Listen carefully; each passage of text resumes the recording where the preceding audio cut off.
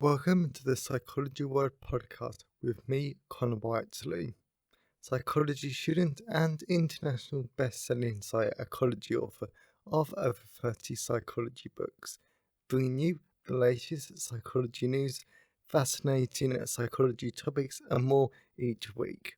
If you want to learn more, then please check out connorwhiteley.net/books. And don't forget to like and subscribe to the YouTube video or follow on your favourite podcast app. And here's the show. Hi everyone, and welcome to episode 210 of the Psychology World podcast with me, Colin Whiteley. And today's episode is on why serial killers don't offer police unique insights. And it is Saturday, the 10th of June 2023, as I record this.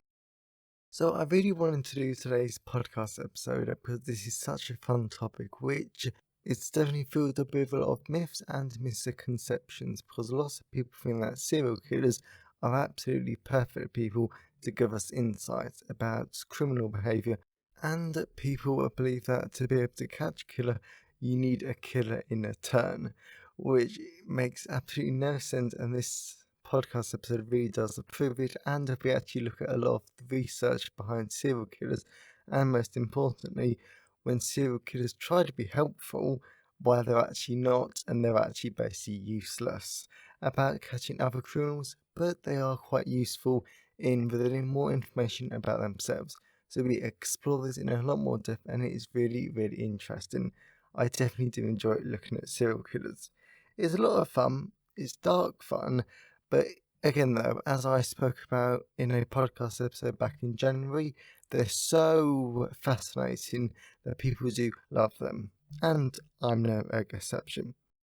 So moving on to the psychology news section, moving from the British Psychological Society Research Digest, and the first one is rather interesting, I think. Daredevils at dusk. Have you ever found yourself feeling a little bolder later in the day? We often say we'll sleep on a big decision and make it in the morning. As it turns out, that strategy actually may lead us to make safer choices. Our willingness to take risks is thought to be influenced by dopamine and serotonin neuromodulators. Those levels vary throughout the day. This begs the question, are we more likely to take a risk later in the day? Emma Young takes a look at new research from University College London's The Great Brain Egg Experiment. And then if you click on the research article, well, then it does show that people do make more risky decisions later in the day. The effect sizes were small, but an effect size is an effect size to some extent, though. So, but the researchers do argue that this could have some very real-world consequences that could negatively impact people. And this I definitely think is quite important, and this is something that I try to think about in my own thinking and processes. For example, I'll talk about this more in the personal update, but this week I bought a kayak. And I really didn't want to rush into it because I was sitting in the hot tub on last Saturday thinking about it, and I realised that yes, I wanted, but again though, I might just still be on the high, and that I say in air quotes, from enjoying it on Friday. So I wanted to sleep on it for a few days and then make a decision. And because I was still excited about it a few days later, I decided that yes, this isn't a quick thing, this isn't a fad, I actually do want to do this. So really interesting. So now that we actually know these, I think that the next steps would be one of replicating the results, so we know that this isn't some fluke, but also though, try and find out, is there any way we can combat it? Is there a specific, I don't know, like mindfulness technique? Is there a specific way that we can actually counteract this bias? Or is simply becoming aware of it something that can be useful to counteract it? Because if we're aware, we're more likely to make these risky decisions. If we do make a decision later in the day that is risky, we need to ask ourselves, Is this the sort of risk that I want to make, or is this simply a result of this more risky effect that this research found? Interesting, and definitely food for thought. And the next one is tears of joy flow differently across cultures and demographics. It's hard not to get a little choked up watching athletes win a gold in the Olympics. Seeing champions shed tears isn't an uncommon occurrence. However, there's been previous little research into what makes someone more or less likely to shed joyful tears, partially because they're very tricky to trigger in a lab environment. And let's say you've just persuaded a tricky software package to cooperate. Completely agree with that bit. Completely. New research published in Emotion takes a look at Olympic gold medalists' ages, sexes, home coaches, and more to discover what factors makes them more or less likely to get teary-eyed on the podium. We break down the findings a few right here. So I'm not going to click on that article because part of me is thinking, why do we need to know this? Like, I'm all for researching whatever because we need to understand everything. Was the point of psychology is to understand everything in human behaviour. But whether someone is more or less likely to become teary on the podium, I don't see how it's going to benefit humanity. So, and I don't really think there's a convincing argument for it. So it's good that we've got it. I'm not sure there's any practical implications. Like, we're not going to protect someone. We aren't going to save someone's life by this research. We aren't going to be able to give someone a better education because of this. So, I don't know. I'm not sure that this is a great one, but it's interesting. And I do have to admit, because I do like cross-cultural research, it is interesting to see the different impacts that culture has on the research. So moving on to the last one. Open quote. Humans made these problems, but we can fix them. Close quote. Uniting communities for a sustainable world is no small task. In the face of egg extinction and the challenges and tragedies in the coming years, psychologists around the world are looking at what they can bring to the table to ensure a brighter future. Ahead of July's European Congress of Psychology, Dr. Charlotte Ree of the University of Sussex writes for The Psychologist about actions academic psychologists are taking against climate crisis.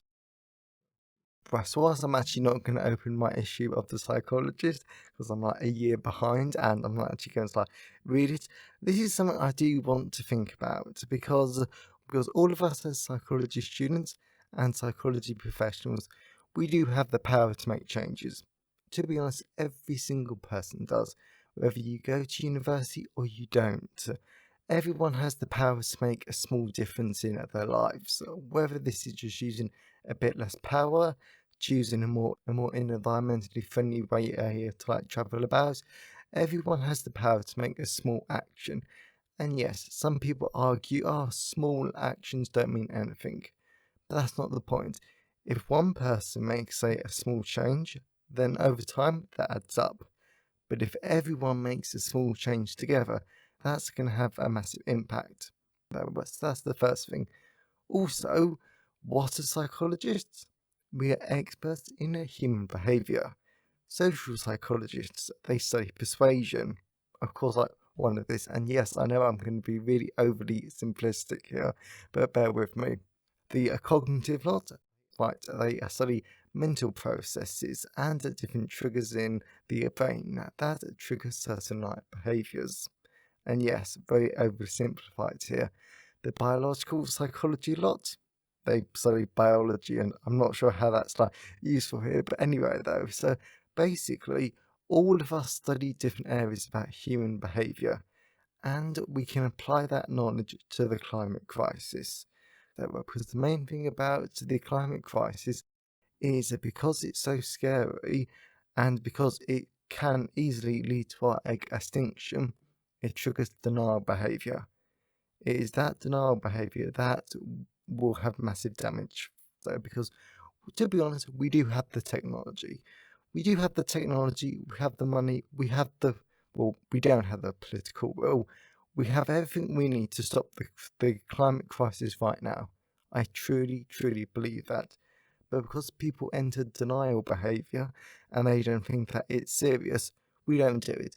So we don't invest in like green energy, etc., etc. Denial behaviour is the biggest problem.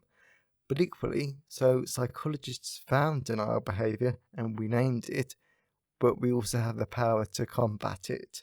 So if we all focus on how do we stop denial behaviour and how do we make people not necessarily feel hopeful about the change, but we make them realise that they do have the power to fight the climate crisis, then that is how we will win, and that's how we will solve these problems.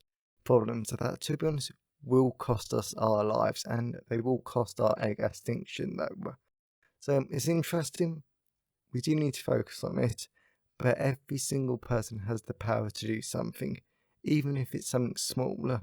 But psychology does have the research and the power, or at least the ability to do more research that will help us solve the denial behaviour that is making people not believe in the climate crisis, or they might believe it, but they might feel powerless to stop it. Okay, it's really interesting, and that's the sort of note that I wanted to end this psychology news section on. So now the psychology news section's done, let's move on to the personal update. So we're moving on to the personal update. This week has been really busy, really good. The weather's great, like for starters. Spending lots of time with the family, like today though. But on more useful stuff and more psychology related stuff, lots of stuff has been going on, including one of the new psychology books that I'm working on for next year. So now I've done my third and final year at university, I'm aware of the tons of myths that go on about your final year at university. So I've decided to do a book that I'm tentatively calling Third Year Survival Guide for Psychology Students. It's been so much fun to write so far, because I get to talk about stuff that I've just not mentioned on the podcast. I get to talk about how brilliant and how hopeful it is, because your third year is brilliant. I've loved my third year. I've made great friends, I've made great opportunities, and it's been the best year of university so far. But then I also know that there's a lot of fear about your third and final year of your undergraduate. I know lots of people are quite scared about it because it's so important, because you've got your final year project, which again, people get really scared over. But I don't think you need to be, because I think if you're positive about it, if you're hopeful, if you try to enjoy it, then it's a lot better. I've heard tons of nightmare stories from other students during this third and final year that, to be honest, I feel sorry for them. So, to be honest, what I've done with this book so far is that I've written about my ECLA experience, written about what other people have experienced, and just tried to give people tips about, what to do and what to absolutely avoid. Like for starters, revise statistics before your final year. Please, if there's any first or second year psychology students listening to this, revise statistics. You're going to need them more than I can ever say. So you've got that to look forward to coming out in 2024. So as I mentioned in the psychology news section, I bought myself a kayak, and the reason why I actually wanted to mention this is a twofold. No, to be honest, probably threefold. So first of all, I bought myself an inflatable one because if any kayaker is actually listening to the podcast, you know a proper kayak is expensive, and to be honest, they're massive. My car's quite big considering how small it is. It's not big enough for a proper kayak. And again, that you've sort of got to find somewhere to store it, etc., etc. So the great thing about an inflatable kayak is that you can sort of compress it into a nice, easy bag. But one of the reasons I bought it, and to be honest, this is the why I'm actually talking about this. So to be honest, I think that sometimes as much as I love my life, I really do. I've got a great family, got a great life, and everything else. I think sometimes you do sort of need a change. And I really did enjoy Friday when I actually went kayaking with my university lot. And I had actually missed kayaking quite a bit because I used to do it because I was in the Sea Scouts. And we used to do it on like Friday nights during the summer. So I had really, really missed it. Missed it out. And I managed to work out that it's worth the money if I do it twice a month until the end of September. And then whenever I use it next year, it's simply profit. And I'm simply like getting it for free. And Kent actually has some brilliant kayaking places. So I'm actually going kayaking on the day this goes out. And if you wanted to see photos, I'm going to post them on Connor Whiteley Fiction Author.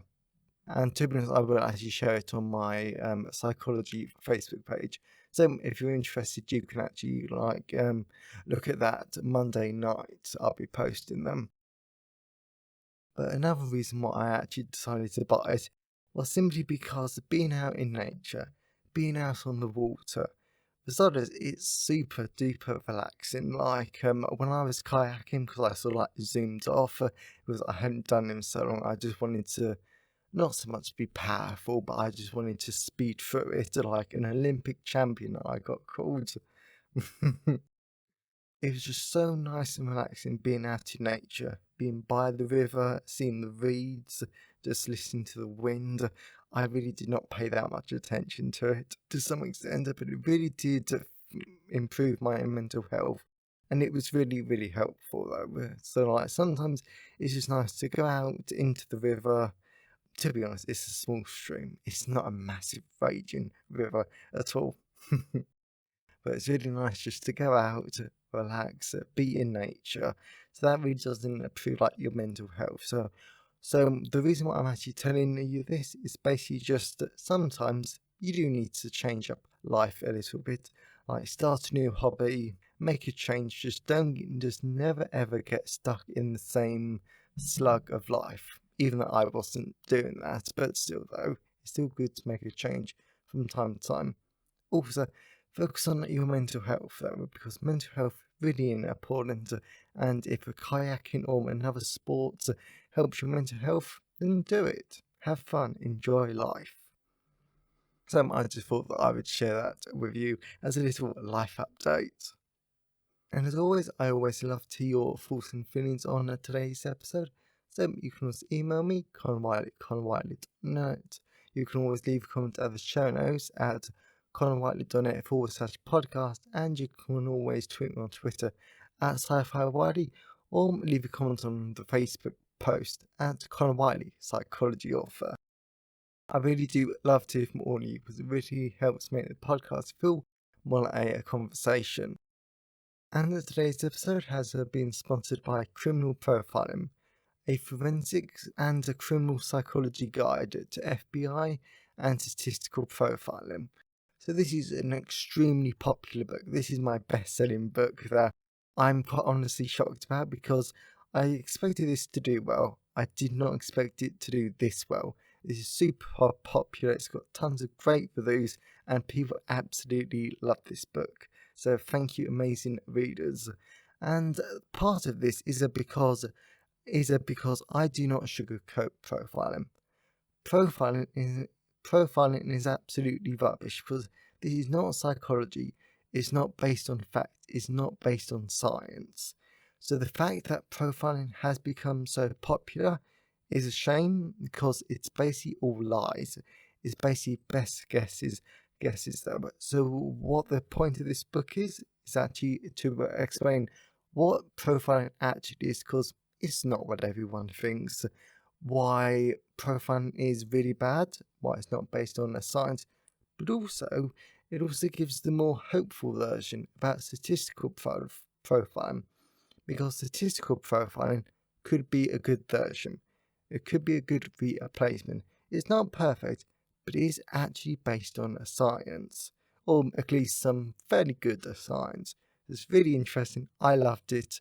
It's a really popular and it's really well removed. So if you want a great, really easy to understand book, definitely check out Criminal Profiling. Available from all major ebook retailers, and you can get the paperback and hardback version from Amazon, your local bookstore or local library if you request it. And you can buy the ebook directly from me at payhip.com/Conor Whiteley. So whilst buying books helps us to support the editing and the production of the podcast, my time in the creation of the podcast is sponsored by my wonderful patrons. And as always, thank you to my wonderful patrons, because your support helps me to know that you like the show and you want it to continue. So if you wanted tons of other great rewards like early access to the blog post, a closer relationship between me as the podcast creator and you as the listener, and a lot of behind the scene footage, then you can now become a patron at patreon.com/The Psychology World Podcast. So now the personal update's done, let's move on to the content part of today's episode. So we're moving on to the content part of today's episode. So we're going to be talking about why serial killers don't offer police unique insights. I think this is just such a brilliant and really fascinating podcast episode, that I'm really looking forward to. So let's dive into it. Why serial killers don't offer police unique insights. As a mystery writer myself, I really do understand why filmmakers and writers add in scenes about the detectives going to see serial killers. It is gripping, extremely entertaining, and it is a lot of fun for readers or watchers. However, in reality, whenever serial killers do actually talk about the crimes of other killers, they are just spinning wild ideas based on their own killings and experiences. Therefore, instead of this conversation being useful to the police by enhancing their learning about the killer they're hunting, they actually only learn more about the killer that they've already caught, so not really that useful. For example, back in 1984, the Green River Killer investigation was launched, and after reading a few reports, the serial killer Ted Bundy lured detectives down to his prison cell in Florida so he could talk to them about the killings. Yet, instead of telling them anything important, he merely spun ideas about the killings of his own predatory motives. Therefore, Detective Kelper used this opportunity to get Bundy to talk about his own egg experience, so the detective could learn more about Bundy. However, to even apply this simple conversation or visit actually led to the killer getting caught, it is pure fiction, since the killer, Gary Ridgway, was only caught in 2001 because of DNA evidence. Another good example can be found with the Toolbox Killer, Roy Norris, when he completely failed to give the NYPD an effective way to catch the freeway killer, who turned out to be Bill Bonham. Again, similar to Bundy, being reading about the freeway killer through some news reports, and he just told the police some random things. Some of it turns out to be true, but to say it is a unique insight is again fiction. For example, Norris mentioned how the freeway killer probably had a partner and it travelled in a van with a sliding door. Both of these details were correct. Yet, as Detective Sanchez pointed out, these were impressive but added little because it was actually one of Bonham's own accomplices that led the police to the killer.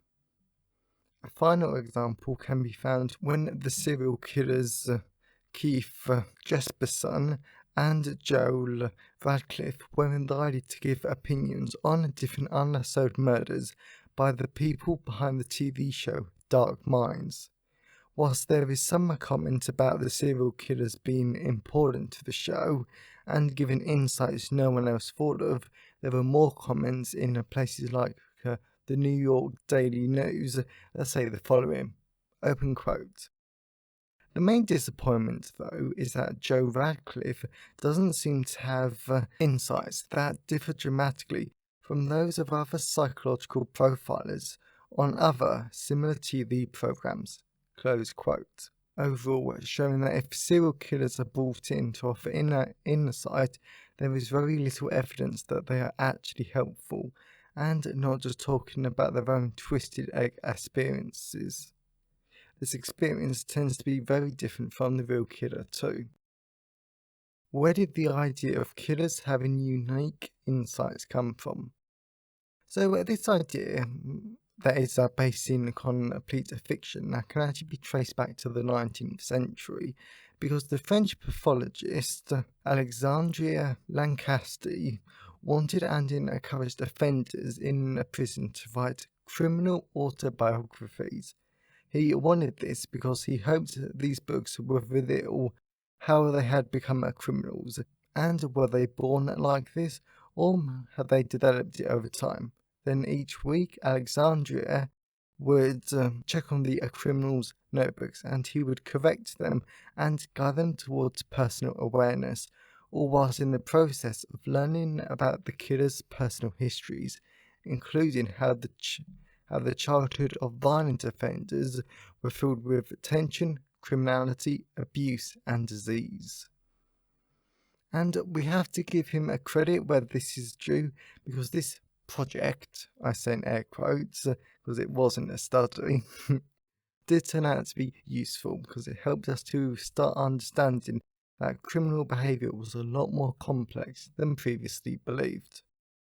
Why research offers unique insights into serial killers. Furthermore, I want to point out that the entire point of this podcast isn't to argue that we have nothing to learn from serial killers. The point is that research can learn from serial killers, and it is serial killers have no unique insights that research cannot get using the scientific method. For example, Dr. Carlisle did a lot of good studies and assessments on a lot of serial killers, including Arthur Bishop, Ted Bundy, and many others.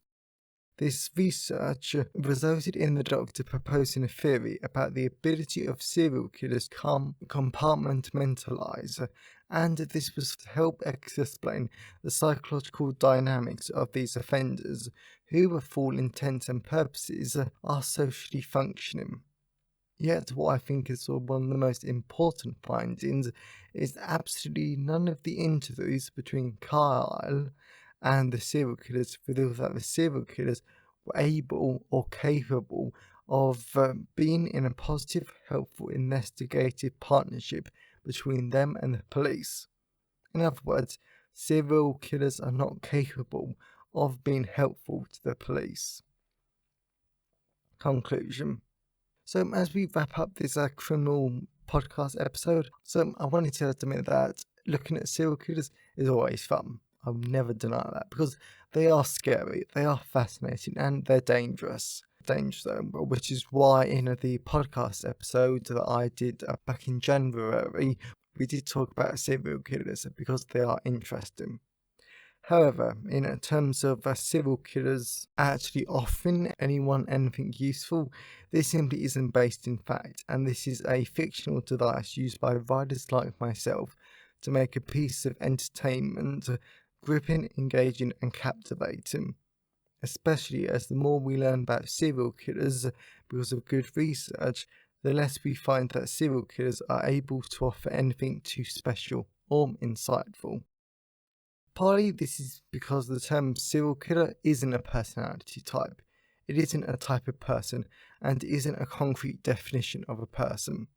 It is simply a description of behaviour where some person has killed two people at least two separate times.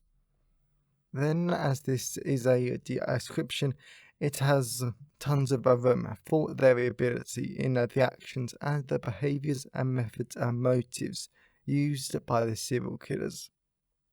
Overall, as fascinating as I think the idea of to catch a killer, you need a killer, it simply isn't true. And come on, even if a handful of serial killers were to give you good information, what are the actual chances that they are the only people in the entire world, all 8 billion of us, to have the same insight? 0. So I really hope that you enjoyed today's episode and you got something out of it. I always enjoy serial killers and forensic psychology because it is a dark topic, I won't lie, but it's one of the more fun dark topics, so it's always well worth looking at because it's a lot of fun and it is very entertaining. So if you know someone who enjoyed today's episode, then please share it with them. I'm always really grateful when you wonderful people help spread the word about the podcast. And if you want to learn more, definitely check out Criminal Profiling, available in all visual places. It's a brilliant book, very popular. I really do recommend it. And you can buy the ebook directly from me at payhip.com/Con Wiley. And if you want to become a patron of the show, definitely check out patreon.com/Conor Whiteley. So have a great day, everyone, and I'll see you next time. Thanks for listening today. I hope you found it helpful. Please remember to like the video and subscribe to the YouTube channel and follow the podcast on your favourite podcast app. And if you wanted to learn more, then please check out the backlist of the podcast episodes or my books at conwhiteley.net. So have a great day and I'll see you next time.